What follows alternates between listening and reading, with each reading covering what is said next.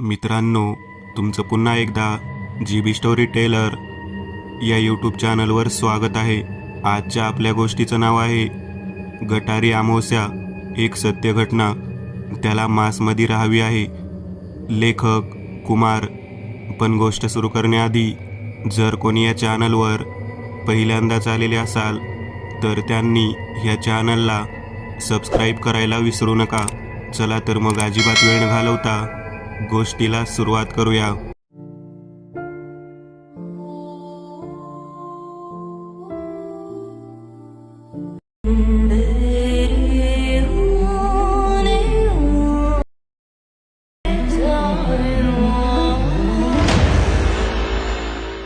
नमस्कार मित्रांनो, माझे नाव गणेश आहे आणि मी सातारचा राहणार आहे. सदर कथा साधारण 1999 मधील आहे, जेव्हा मी 20 वर्षांचा होतो आणि मिरजेत कॉलेजला होतो. तिकडे असलेल्या वसतिगृहात माझी ओळख राजू आणि बापूसोबत झाली आणि आमची चांगली गट्टी जमली. कॉलेज, हॉस्टेल किंवा बाहेर फिरायला आम्ही एकत्र असायचो. तेव्हा आम्ही तरुण आणि अंगात रग होती आणि नुकते समजले होते की दीप अमावस्या म्हणजे गटारी अमावस्याला साजरी केली जाते. आम्ही पण प्लॅन केला आणि ठरवले की आपण पण पार्टी करायची. इकडे करणे शक्य नसल्याने आम्ही माझ्या गावी जायचे ठरवले. तिकडे शेतामध्ये आमचे एक घर आहे जिकडे कोणी नसते. वडील मी 15 वर्षाचा असताना गेले, त्यामुळे भावावर सर्व भार आला. शेतीमध्ये जास्त उत्पन्न निघत नसल्याने त्याने शहराचा रस्ता धरला होता. आई एकटी गावी राहून शेती पाहत होती, म्हणजे मध्ये मध्ये मी असायचो सोबत. तिच्या पण अभ्यासामुळे मला आता यायला जमत नव्हते. आमचा प्लॅन झाला की पार्टी करायची. अमावस्या शुक्रवारी होती, त्यामुळे गुरुवारी रात्री निघायचे आणि शुक्रवारी पार्टी करून रविवारी परत यायचे, असा आमचा प्लॅन झाला. आणि ठरल्याप्रमाणे आम्ही कॉलेज संपवून निघालो. रात्रीचे साधारण 9:30 वाजेपर्यंत आम्ही घरी पोहोचलो. आईची ओळख करून दिली आणि उद्या रात्री आम्ही शेतातल्या घरात नॉनव्हेज पार्टी करणार हे सुद्धा कळवले. आईला माहीत नव्हते आम्ही सोबत दारू घेऊन गेलो होतो. आम्ही दुपारपासून सर्व तयारी केली. एक कोंबडी सोलून आणली, तिखट मीठ, चुलीसाठी सरपण, तेल पाणी, सर्वांची सोय करून आमची स्वारी निघाली. आज चिकनचा रस्सा आम्ही करणार होतो आणि आई भाकऱ्या भरून भाजून देणार होती. संध्याकाळी आमचे जेवण बनवण्याची तयारी झाली. रात्री 7च्या आत आम्हाला सर्व आवरून बसायचे होते.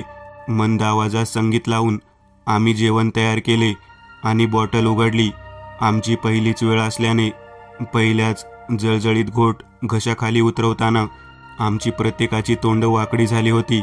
आम्हाला माहीत होतं आमच्याकडून अर्धी बाटली पण संपणार नाही.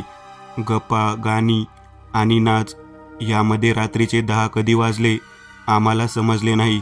साधारण 1च्या सुमारास आम्ही नाचत असताना मला खिडकीतून कोणीतरी डोकावून पाहत आहे असा भास झाला. हा भास 1-2 नाही तर चांगले 5-6 वेळा झाला. आधी वाटले दरवाजा उघडून पाहावे, पण नंतर वाटले नको, उगीच कोणी लुटारू असेल तर, म्हणून मी लक्ष दिले नाही. 2 मधील पहिली बॉटल अर्धी झाली होती आणि आम्ही सर्व त्या अर्धीमध्ये पूर्ण हवेत होतो. बाहेर पावसाचा जोर वाढत चालला होता आणि अशातच राजूला जोराची लघुशंका आली.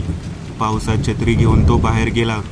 15 मिनिट झाले तरी अजून का आला नाही, यासाठी आम्ही दोघे पण घरच्या मागच्या बाजूला पोहोचलो.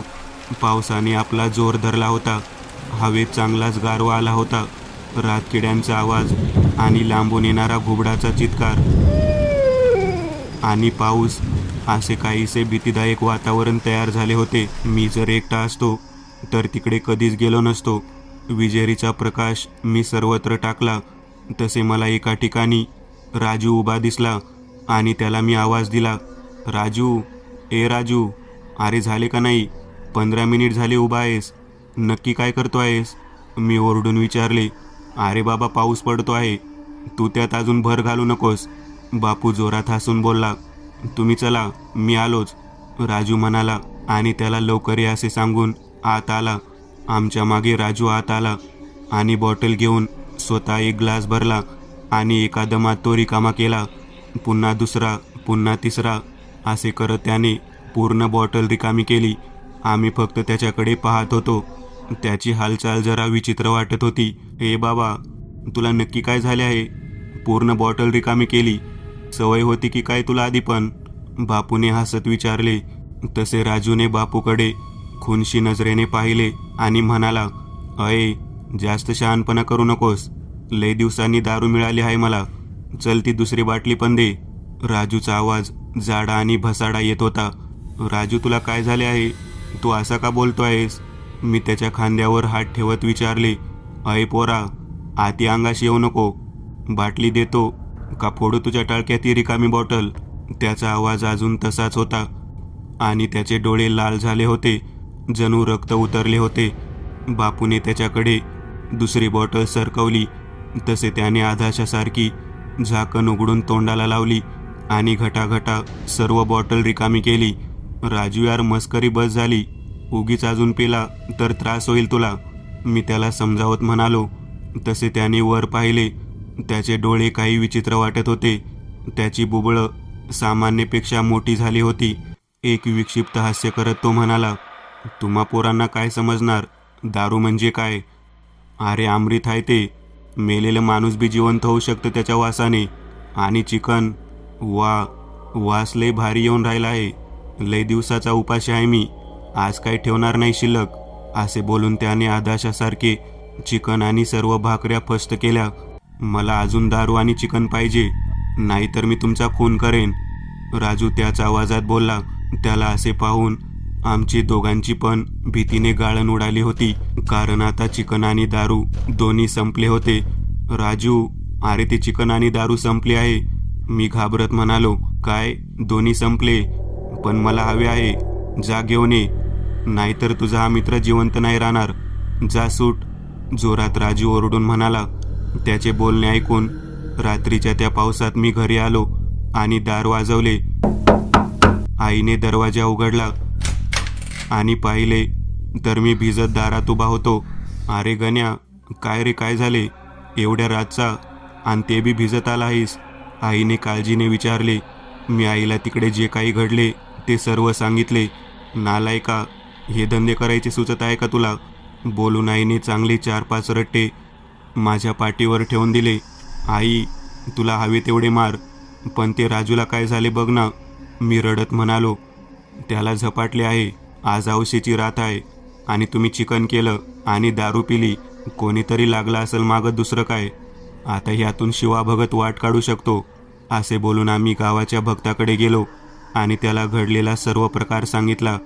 तुझ्या सांगण्यावरून तरी असे वाटते आहे की ते जे कोणी होते ते तुमच्यावर पाळत ठेवून होते आणि वाट पाहत होते तुमच्यामधील कोणी बाहेर येते का. कारण तसे झाले तर आणि तरच त्याला ते शरीर धारण करता आले असते. एक काम कर, तू जा आणि सांग दारू नाही मिळाली. ज्याने ते जे कोणी केले असेल ते चवताळून उठेल आणि तुझ्यावर हल्ला करेल. आणि जेव्हा ते हल्ला करेल तेव्हा मी येईन, कारण त्याचे लक्ष नसताना मला यावे लागेल. नाहीतर तो तुझ्या मित्राला मारू शकतो. पुढे मी पाहून घेईन सर्व, शिवा भगत म्हणाला. आणि सर्व सामान घेऊन तो माझ्या मागे निघाला. पावसाने उसण घेतली होती, पण बोचरा वारा अंगावर शहारे आणत होता. मी पुढे आणि आई आणि भगत माझ्या मागे, असे आम्ही निघालो होतो. मी दार उघडून आत प्रवेश केला तर समोरचे दृश्य पाहून माझ्या पायाखालची जमीन सरकली. तिकडे सर्व भांडी अस्ताव्यस्त पडली होती आणि राजू एका कोपऱ्यात बसून कोंबडीचे हाड चावून खात होता. आणले का दारू आणि चिकन? त्याने त्याच भसाड्या आवाजात विचारले. नाही मिळाले, मी घाबरत म्हणालो. काय नाही मिळाले? चल चल, आता तुला मारून खातो. असे बोलून राजू त्याच दिशेने पुढे सरकू लागला. तसे एक विभूती राजूच्या चेहऱ्यावर पडली आणि तो अंगावर कोणी जळते निकारे टाकल्यासारखं ओरडला. पोरापासून लांब उभे राहायचे, शिवा म्हणाला. आय, कोण तू? मुकाट्याने निघ इकडून, नाहीतर. राजूने त्याच भसाड्या आवाजात विचारले. नाहीतर काय करणार तू? तू काही करू शकत नाही, लक्षात ठेव. असे बोलून त्याने काही काळे उडीद मंत्रून राजूच्या दिशेने टाकले. राजू आग लागल्यासारखा ओरडू लागला. कोण आहेस तू? आणि या पोराच्या शरीराला का धरले आहे सांग सांग, नाहीतर ह्याच्या शरीरात तुला भस्म करतो, शिवा चिडून म्हणाला. मी मी नाही सांगणार. राजू त्याच आवाजात बोलला आणि जोरजोरात हसू लागला. तू असे नाही ऐकणार तर थांब, तुला दाखवतो.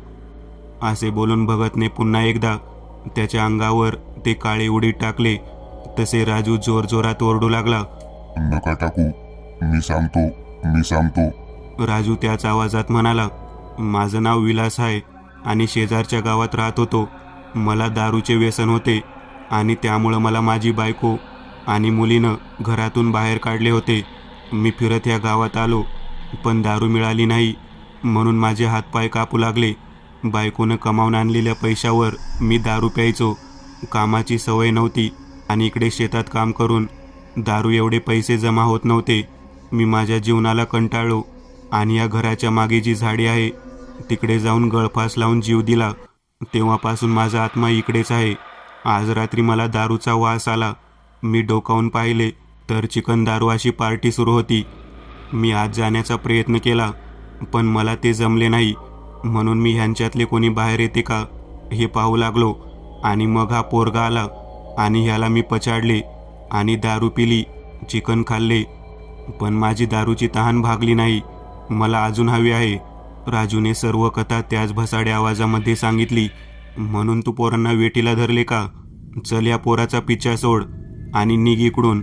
पुन्हा कधी इकडे यायचे नाही. रागात शिवा म्हणाला. नाही, मी नाही सोडणार. मला दारू हवी आहे. राजू भसाड्या आवाजात म्हणाला. नाही सोडणार. नाही सोडणार? ठीक आहे, हे घे.